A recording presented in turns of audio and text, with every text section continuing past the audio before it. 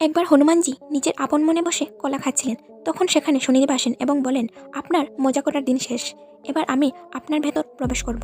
হনুমানজি নম্রভাবে বলেন, আমার প্রতিটি শিরায় শিরায় শ্রীরামজি বাস করেন, সেখানে কোনো ফাঁকা স্থান নেই।